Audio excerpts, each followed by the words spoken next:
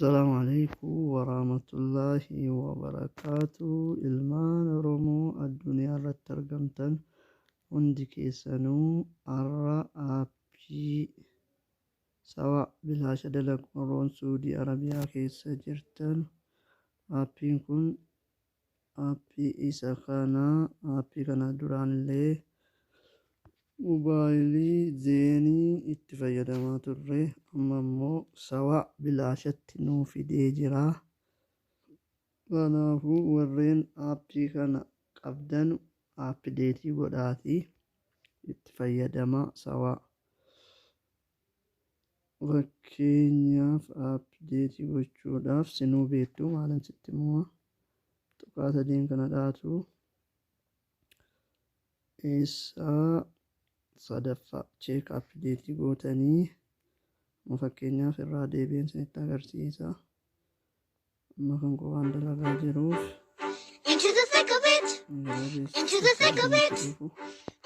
akkas gootu inni aappideetii gootanu asirratti eessa dhuftu dhumarra dhuftanii giifi emaayi kan jedhu kanarratti dhaatu.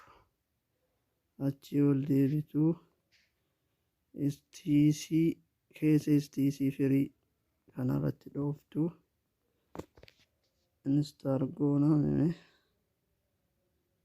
dalaguu dhiisu kanaama dalageera.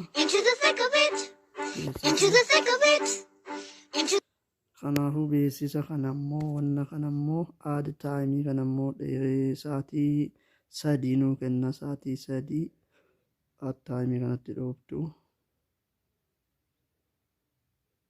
Get more time ni barbaada.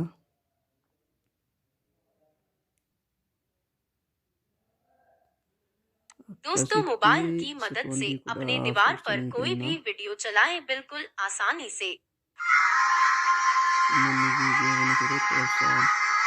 Download कीजिए।